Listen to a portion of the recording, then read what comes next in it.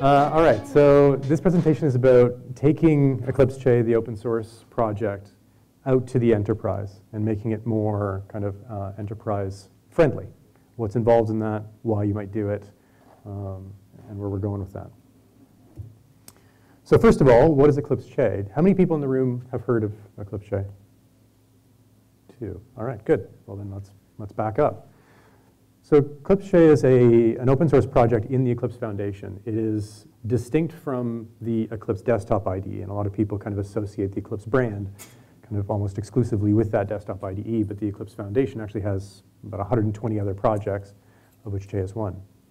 Now, Che actually doesn't use a lot of the same code as the Eclipse desktop IDE, and there's obviously some pretty good reasons for that.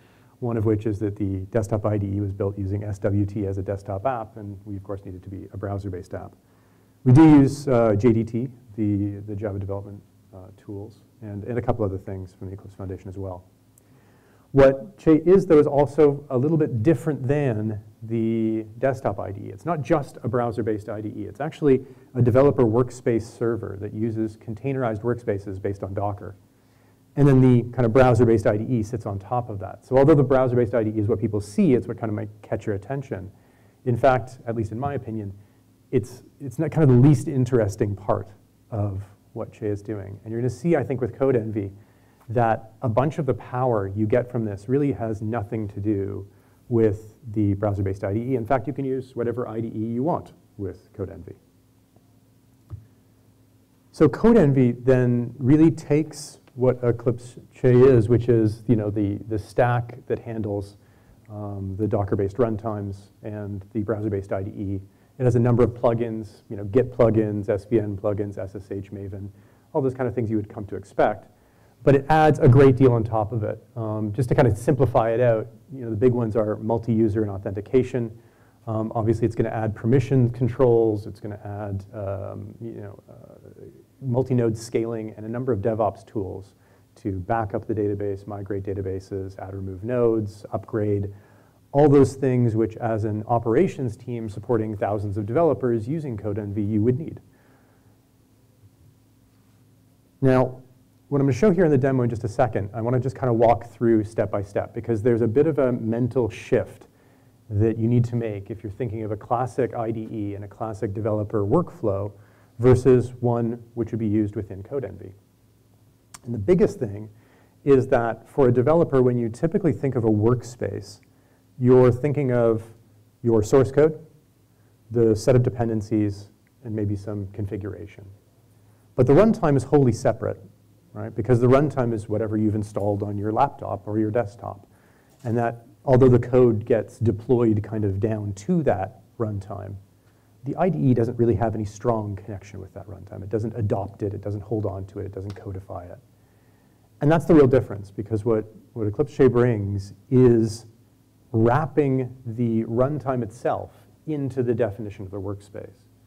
And that's fundamental and incredibly important, because it means that if I'm on a Mac and he's on a Windows and he's on a Linux, the runtime is built into this container, as is the source code, as is the configuration, so that as that gets passed around or replicated and duplicated for different members of the team, it will always execute the same way. So as a developer now, I don't need to be responsible for maintaining and creating the runtime infrastructure required for the projects that I join. They're just there, in the same way that the code with GitHub is just there. So we're kind of following that same paradigm. Now, when I go to create a runtime in Codenvy, I can therefore start with a dev runtime, something that is appropriate just kind of for me and myself. But it's kind of more interesting at the enterprise level, of course, if I start with a production runtime, something which represents exactly what goes on out there where my users are. And I can do that because I can use a Docker file, which defines a single machine. Or I can use a compose file, which identifies a number of machines and their relationships to each other. And we make this a little bit simpler, as you see when I get in the tool, by creating a number of custom stacks and built-in stacks so that you don't necessarily need to start off knowing Docker, understanding Dockerfile and compose syntax. There's things that just are there that will just work. But ultimately, as an enterprise, every project is different. And that runtime is as critical a component in the successful execution of that application as is the source code. And there's as much care that is needed around maintaining the correct version and the correct typing and all that stuff for the runtime as there is for the project. Once I have that production runtime, though, I mean, as a developer, I need to do more than just what is allowed in production. If I could only do with that runtime what I was allowed in production, I would have my hands tied kind of behind my back. So what we do in Codenvy is we actually inject agents into the runtime so that you don't need to change the runtime definition itself. Instead, you're injecting things like a language server, which brings you, autocomplete and error checking and all those things for your language of choice. You're injecting a debugger, you're injecting a sync agent, you're injecting a terminal. All these things get injected so that as a developer, I have all those tools, which I'm used to, which I need to do my job. They just happen to be on top of a production-grade runtime. Then, of course, I'm going to import my project or projects. The workspace can hold multiple projects from multiple repos, even repos of different types. I could mix repos from SVN with repos from Git. The code is then live synced into the Docker container. So it's not my job to remember when I've made a code change and push it into the container. It just happens. And that creates that kind of nice smooth flow that developers like. I mentioned at the very beginning, just to kind of restate, that you can actually develop in Codenvy with any IDE. So once the runtime is there, once the code is there and everything's been injected and synced, then the question is, do I want to use the Eclipse Che browser IDE, which is what I'm going to use in the demo, or do I want to kind of mount and sync to use the Eclipse Desktop IDE or IntelliJ or Emacs or VI or Sublime or whatever it was that I really liked? So when we look at our enterprise customers, for example, we find that a large number of them will use the browser-based IDE, but there are certainly a non-trivial contingent that is going to continue to use the IDE of their choice. They've got muscle memory. They know it. It makes them efficient and comfortable. We don't want to break that. Beyond that, there's, of course, a set of RESTful Workspace APIs which allow you to programmatically interact with the code, the runtime, and everything else. So you can actually then begin to build integrations with other tools, and that's the next step. Because in an enterprise especially, the development workflow is tied to a set of tools. Your JIRA might be used in order to organize all the stories, all the tasks for the developers each day. And so there's the opportunity to embed within a JIRA issue the URL to a Codenvy workspace. So that now when I open up a JIRA issue as a developer, I simply click on a link, and regardless of what I have on my machine, I'm going to get the correct runtime. I'm going to get the correct code on its own branch, and all the commands I would need to execute that application, how to build it, how to run it, how to debug it, everything kind of pre-built. So it makes the workflow and the onboarding for the developer into that project or into that issue very simple and clear. Similarly with Jenkins, if I have a failure in my build, programmatically we can create a tailored workspace for that particular build. It's going to look at the correct project, the correct branch, the correct commit ID, so that I can begin investigating that broken build, again, by clicking on a link, as opposed to stashing my own environment and having to build up what I think is the correct target environment for that failed build. Takes a lot of the guesswork out. Then the last thing is the collaboration with the team, and this is obviously very important because you want to be able to, as a team lead or as a project lead, create a stack, in other words, the definition of that runtime for your particular application. You can work with, in a kind of DevOps model where that could be a stack taken partly from production with some extra stuff. It could be directly from production. It could be, a stack for hacking that is not meant yet for production. Maybe you're just doing an investigation. A lot of choice there. You can create sample apps, workspace onboarding.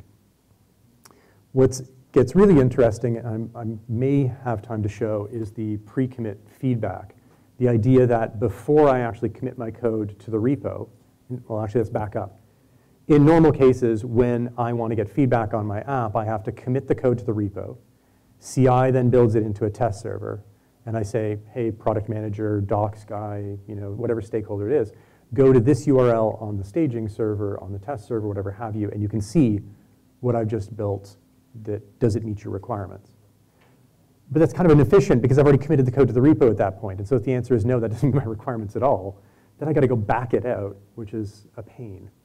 So what is much better is to do that before you commit, to take the URL of the workspace that you've been working in and say, stakeholder, look at what I've built before I go and commit it, and tell me am I on the right track. If I am, commit, push, go. If not, rework, no harm, no foul. All right, so let's get into the demo. All right, so this is Codenvy. This is what we call the user dashboard. This is kind of where I organize my workspaces, my stacks, all the things that I'm going to use as a developer or as a team. Now I'm going to start by creating a workspace, and do that by clicking Add Workspace. And I want to choose a runtime that is custom to me, based on my kind of production environment. So I'm going to the Runtime tab, and unfortunately because of the zoom, it's not obvious, but there's a stack authoring. And I'm going to go and grab a compose file. There's my compose file. And I'm just going to drop it in. And this one I've kept fairly simple. It's using a database, which is MySQL. It's got some environment variables it needs. I'm giving it a gig of RAM. I've got something called a dev machine, which actually I think I'm going to call app. That feels like a more natural name.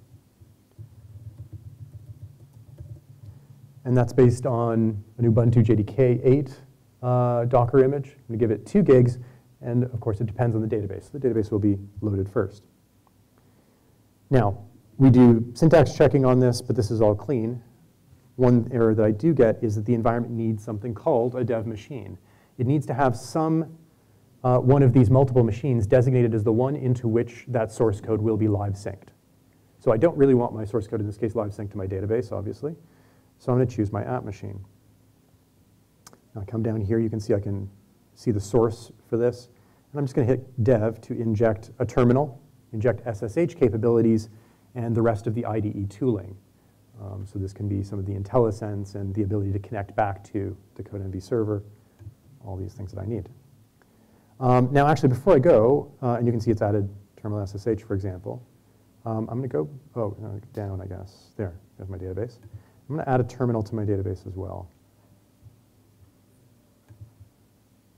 All right. Now I'm going to save that workspace.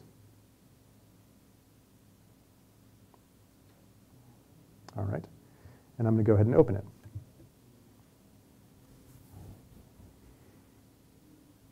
Now, you can see here that we're starting Docker, building the container. We're obviously starting with the database container, and we're building this out. Although it's going to standard error, that's actually just standard out information, just been mispiped. So we're building up the database now. It's creating that, getting rid of, setting the tables, setting all the parameters, all that stuff.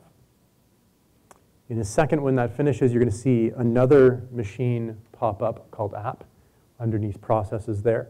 And again, a second set of Docker instructions are going to roll by.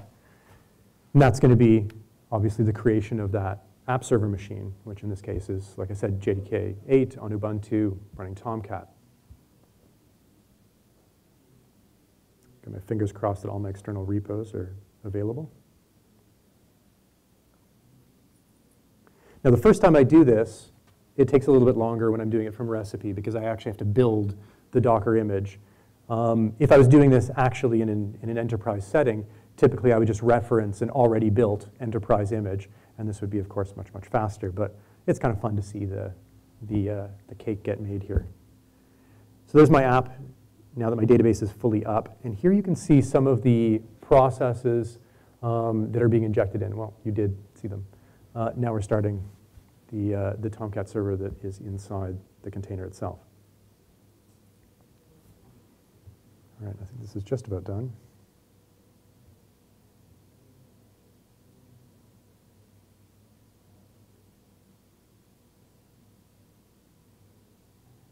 All right. Now I'm just going to rearrange my windows here because I got it zoomed in fairly heavily. OK, so at this point now, I've got runtime. I've got a pair of machines. I can start terminals on either of them. These terminals, I have root access into that container. And if I were to give this same recipe to someone else, they would get their own distinct set of containers, but with obviously an identical configuration. Now it's time for me to import a project. I'm going to pull this one from GitHub. And my zoom is a little bit too big here. So now we're pulling in the sources. And the next thing we're going to do is it's going to ask me about what type of project this is. And project typing is an important part of Eclipse Che. So it doesn't just take source code willy-nilly. It wants to be able to provide helper functions that are appropriate for different types of projects. So for example, in this case, this is a Java Maven project. And that's going to kind of tell Che, hey, be aware that there's a POM XML. Expect one. Know that MVN clean install is a typical way for this project to be built. So there are certain shortcuts or assumptions then that can be made on behalf of the developer, which make things easier for that developer. All right, so there I've got my app. My code has been pulled in.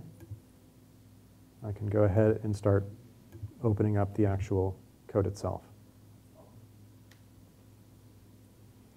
Now, within the editor, I've got some fairly typical things here in terms of code folding. If I can, there we go. Get rid of some of this stuff. I've got autocomplete with all the proposals. I can, now there's not really much in this particular one. You know what, let me open up one of the actual service implementations. Okay, and I can do, for example, a rename.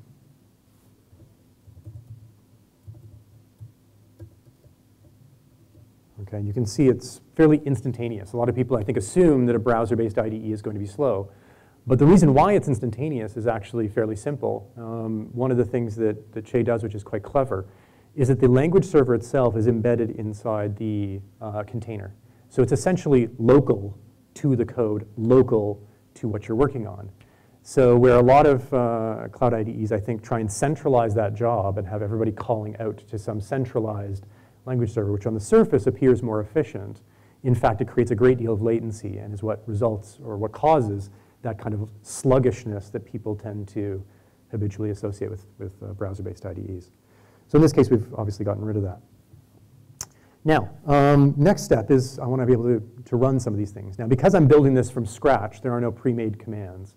Typically, if I were doing this for my team, of course, I would create this, insert a bunch of relevant commands, and then save that as a stack so that anybody else who built on that stack would automatically get the right commands. But once again, let's make ourselves some sausage here. So I'm going to go and edit the commands. This is a Maven command, so I'm going to choose that. I'm just going to call this build and deploy. Paste in my command. Now basically this is doing a clean install. It's skipping some tests. It's taking the resulting WAR file from my target directory and dropping it into the root of Tomcat, and then going ahead and starting Tomcat. So a common series of steps, but one which once I add it to my workspace, everyone can take advantage of. They don't need to all kind of rebuild. Now, of course, if they want to do something specific, they can build on top of that and do so. All right, so I'm going to run that build and deploy. And there we go. We're executing all the Maven commands. Again, fairly snappy. There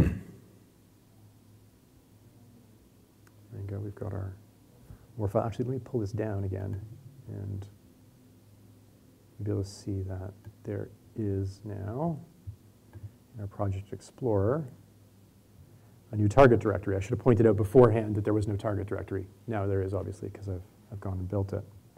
And my app server started up. So I go and run this. And this is my pet clinic application, which I need to make much larger. And I can interact with this. This is, if I go to find owners, this is going to find all the owners in the actual database. So we're making cross-container calls and getting all the goodness back. Now, I can see that that change I made in terms of refactoring hasn't gone and broken anything, so it's safe to kind of do my pull request. So let's do that. So we've got a handy pull request panel, which makes my life a little bit easier. Of course, you can use Git tools from our menu up here, including things like a diff. So I can just do a quick compare against origin master. And it's going to show me those changes I made here.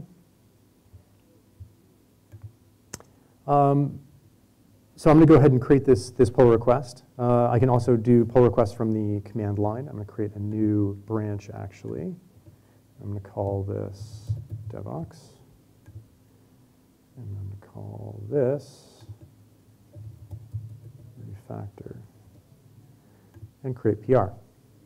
Now, this is helping me out a little bit. Hey, dummy, you didn't commit your changes. You probably want to do that. So I am going to do that. And this is where I think a lot of times this type of interface is really good for fairly new developers, ones who maybe don't need all of the complexity and features of some of the desktop IDEs. And you can see we've gone and done the pull request. Now, one of the things we don't want to do, although we're trying to smooth out workflows, we don't want to overtake or try and replace existing workflows that just make sense, that just work for developers.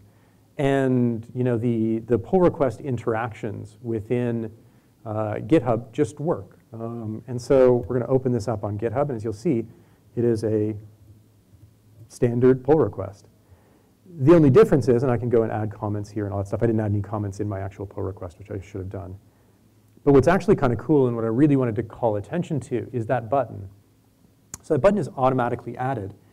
And what that button does is it wraps the definition of that workspace that I just had as the contributor so that anybody who comes to do a code review doesn't need to worry about whether they're on the right branch or whether they've got the right runtime dependencies or anything else. They simply click this link. And once again, it's going to go back to that Codenvy system, and it's going to instantiate a new container. Now, in this case, it's not working because I'm using our hosted cloud, and I'm limited to 3 gigs of RAM, which I've already used. But the workflow, I think, makes sense and is clear. So you can imagine now where before, to do a set of code reviews, if you ever had to leave the GitHub interface to do them, it can take some time to kind of get your own environment set up identically. This makes it incredibly easy. I click on it, I get a new tab, I get a new IDE, I can build, I can run, I can debug. It doesn't affect any of the work I'm doing, any of the code I'm touching. And then I can close it when I'm done after I make my comments. All right. Now, all of this is kind of depending on a concept that we call factories. So a factory is a way to templatize a specific workspace configuration. So what I've just created is this 2270. I should have given it a better name. But let's say I want to create a factory now based on that workspace. First of all, why would I do that? Well, the reason I would do that is because if I give somebody the URL in my browser, I'm inviting them into my set of containers. And that may be OK sometimes. Maybe that's exactly what I want sometimes. I want to get another guy on my team who maybe knows the APIs better, jump into my actual containers with my code, and help me just sort out a couple things really quick. Great. But in many cases, and in fact most cases, what we see in the enterprise is that people want to take a definition of a workspace that they've built up and now share it as a template with the rest of the team so that each team member can have an identical but separate set of containers in the same way that I typically want to work on my laptop and you want to work on yours. So I'm going to call this factory DevOps for obvious reasons. And there we go, 2270. So that's the workspace that I just created that is exactly as I like. So I'm going to hit create. And that's it. It's done. I now get 2 links which perform an identical function. Anyone who clicks on those, they will have created within their account a set of containers with the same runtime, so the same project sources, to the same branch, all that goodness, with the same commands. The only difference is that the top one includes transparent naming, which is useful inside an organization, so you know who owns this factory. If there is an issue with it, I know exactly who to go to. This is Brad's factory, let's go bug Brad.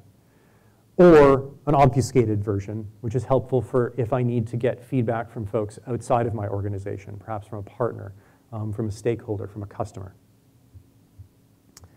And I can then reconfigure this, away from what I did for myself to make it appropriate for my team. So perhaps for my team, I want to increase the size of the database. Maybe some of them do more database work than I typically do.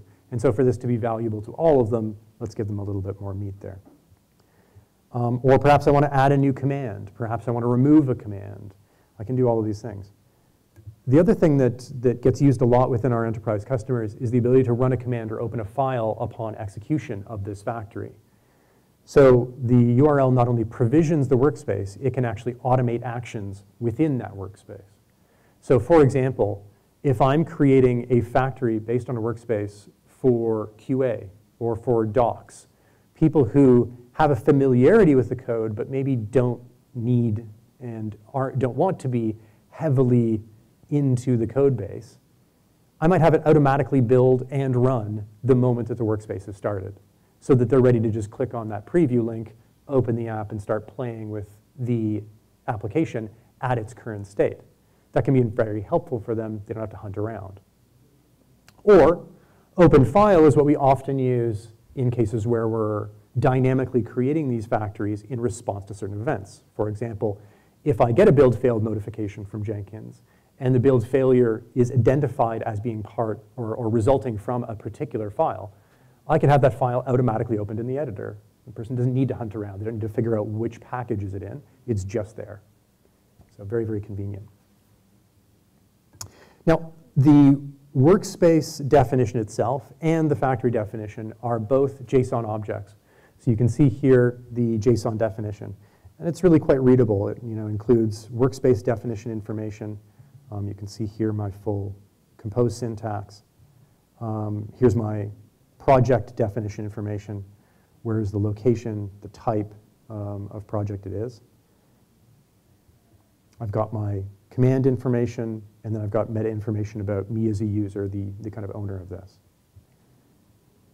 So that's it. I can take any one of these, and once again, if I stop the workspace this time, let's stop without a snapshot, actually. And once this is stopped, I'll just use that friendly URL. I don't know if you guys can actually see it. Not really. And it's just going to go and create the identical workspace that I just had. All right. Once again, same issue.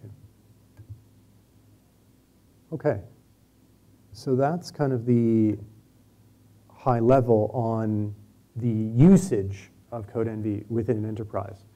We have integrations with JIRA, as I mentioned, Jenkins. You can take those URLs, though, as you can imagine, and put them pretty much anywhere. URLs can be dropped into just about every app. Now, what does the architecture look like? Well, there's a lot of different options, but to keep things relatively simple, I'm showing kind of the simplest example.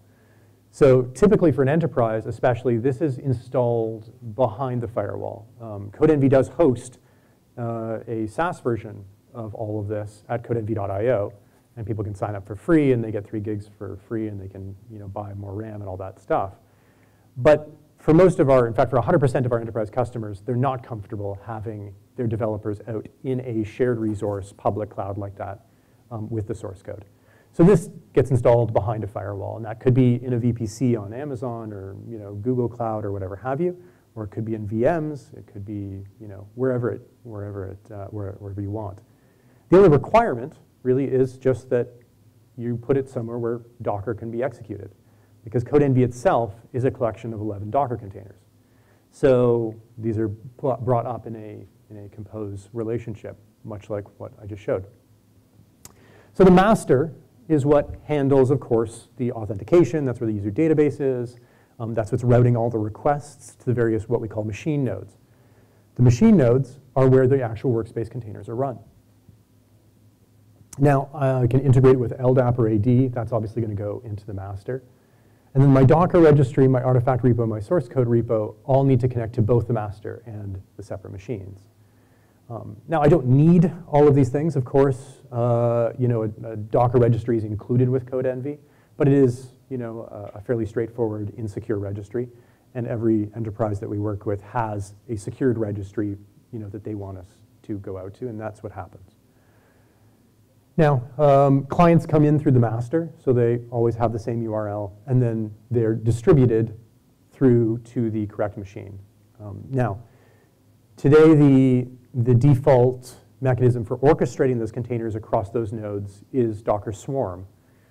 However, Red Hat is building a kind of extension to Che, which will allow that to be executed on an OpenShift cluster instead and managed that way through Kubernetes.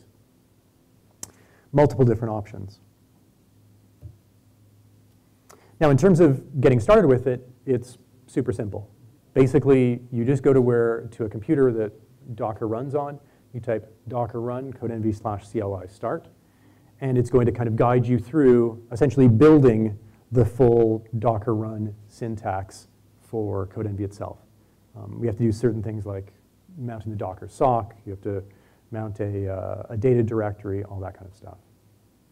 In terms of managing Codenvy, it's also fairly straightforward because all the stateful information that is required is all kept underneath a single directory.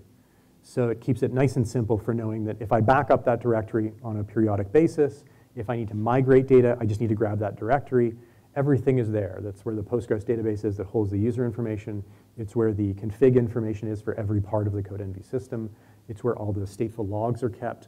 So all of that stuff is kept outside of the containers so that the containers themselves can be recycled at will without losing any state. Now, earlier this year we released Codenvy 5 based on Che 5. And if any of you are familiar with Eclipse Che, there's some things that went into 5 that were pretty exciting. So multi-machine workspaces, I showed you that today, and the ability to work with those production Docker files, the injected agents. We've added a bunch of IntelliSense, and there's going to be adding more and more. And how many people have heard of the language server protocol? Couple? Okay. So the language server protocol is an open protocol that was started with Red Hat, Microsoft, and Codenvy, and defines a transport mechanism between a language server, and a language server is what provides the autocomplete, the syntax checking, all that good stuff, and an IDE client. So this is actually a really pretty big deal because it means that as a language author, I can create a single language server, and it's going to work with the classic Eclipse Desktop IDE, with Eclipse Che, with Microsoft VS Code, with. Whereas before, I would have had to have created a separate language server implementation for each of those targets. And then for us, as the creators of an IDE, it's fantastic because it means that we don't need to build in hyper-specific tooling for every single language, with our own effort every time. We simply need to grab the new language server and port it into the product. So C, Sharp, Go, PHP, JSON, TypeScript, I'm going to be forgetting some, Python, are all language servers that are in Che already. There's about another 20 or so that are being built in various stages of completeness that will be added over the coming months. So it gets very quickly to a stage where as an IDE, the Che-based browser IDE is really legitimately supporting many languages at a high level of kind of professional capability. And that's a big deal too in a lot of the enterprises we talk to, because where we tend to excel is in the more complex environments, in the larger, more complex enterprises. And in those cases, a lot of times the teams are multidisciplinary, and the services, especially when you look at a microservices style architecture, are written in different languages. And it can be quite nice for the developer to be able to shift from Python to C to Java to JavaScript without needing to always change IDEs, as long as they get a rich enough set of features. One other thing that's coming is intelligent commands. I'd wanted to show that today, but unfortunately, I had some issues this morning connecting to the server where it's on. Now, Codenvy adds a number of changes both for developers and then for what we call kind of DevOps teams. It's kind of a bastardization of the term. But for developers, first of all, we've got LDAP support has been nicely expanded. So now SSO is much simpler and easier, and that makes life for those folks easier. There's a kind of organizations or a teams model now in place so that as a developer or as a team lead, I can create a team and then have kind of default sharing with the members of that team so that if I create a new stack, it's just going to automatically be available to my team. If I create a new workspace, automatically available to my team. Factory, automatically available to my team. It just kind of smooths out a lot of that process. The Dockerization of Codenvy was new for 5, which also brings an offline install. And this has been important for a couple of our customers who have high security environments. And they really want to be able to make sure that they can do this, download it to a kind of a DMZ type server, run a number of checks on it to make sure it's safe, and then move it into the secure environment, which in some cases is fully disconnected from the internet. And it still installs, it can still be run. And a GitLab integration was added. Now in terms of DevOps, we've added auditing for workspaces and user access so that it's clear for the folks managing the install who's going in, which workspaces are most popular, which ones are aging out that maybe I can remind developers that they can go and delete. There's a centralized encrypted database, cross-platform backup and recovery, support for AWS ECR, and snapshotting, which maybe I didn't show, actually, and I probably should have. One of the things that we can do, what a lot of people worry about as soon as you say it's a Docker container with my code in it is, oh, wait a second, so when it stops, all my state goes out the window. I don't know if I like that as a developer. And you wouldn't, and you shouldn't. So what happens with Codenvy is that by default, when you stop a workspace, we actually snapshot it. So we save it off as everything in the exact state it's in. So that when you restart from that snapshot, you're in exactly the same spot you were before. You, of course, have the option of stopping without a snapshot if you're just going to trash the environment. And that was what I wanted to cover. And we've still got 10 minutes, which is good. That was just about where I wanted to end up, because I wanted to leave a little bit of time for questions. Are there any? Yes? Hi there. If I had a workspace with a app server and a database, Yep. and I make a change to the code, and then I put some test data in my database to test the code, and then I commit the code. Now, I guess with a factory, when someone looks at that commit, they wouldn't have the test data that I put into the database. Yes, if the test data was not part of the recipe or the definition of the database image, then they would not have it. Now, what some organizations will do is create recipes or images that include test data specifically for that purpose. And you could have multiple recipes for machines in related stacks so that you say to the developer, okay, you can start with your Hackspace stack, then move to your pre-commit validation or testing stack, and then to your production stack. Does that make sense? Yeah, and if I didn't want to take that approach, could I just ask someone to connect and use? Absolutely, yes. Oh no, for sure. So by default, we create that extra factory in the commit, but you could easily, or in the pull request, pardon me, but you could easily just copy your particular URL, copy it into there and say, I've added special test data, so click this URL to actually do the code review.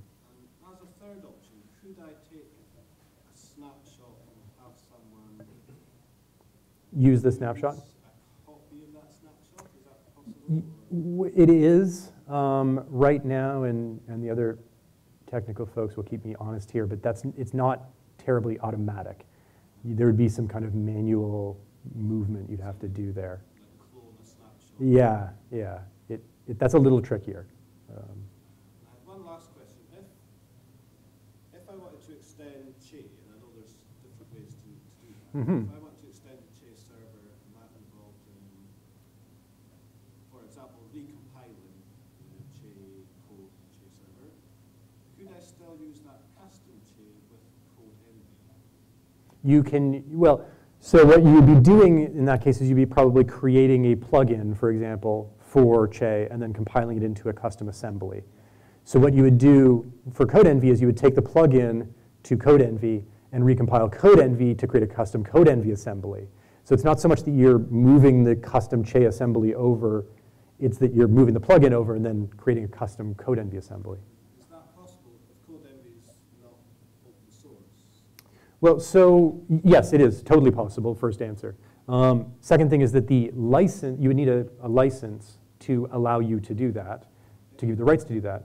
But the source code for Codenvy is publicly visible. So that's, of course, different than open source, but it is publicly visible, so yeah. Yeah, and we totally encourage people to do that. We have a lot of companies that have kind of what we call OEM'd Codenvy, created their own custom assemblies, large ones and small. No, my pleasure. What company are you with, if you don't mind me asking? I have my own company called Reg Community. Okay. Financial regulations. Cool. We have a lot of customers in the financial sector. The security of this system, the fact that the source code doesn't actually land on the developer's machine is of great interest in those environments.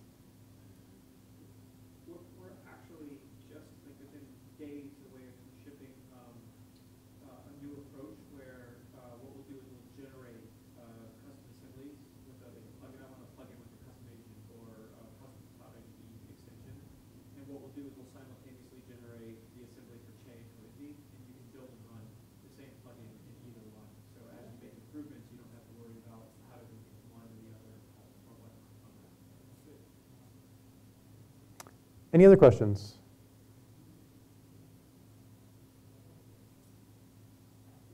All right, well, if you do have questions later, we've got a booth up in the exhibit hall, kind of beside the IBM booth there, so it should be pretty easy to find.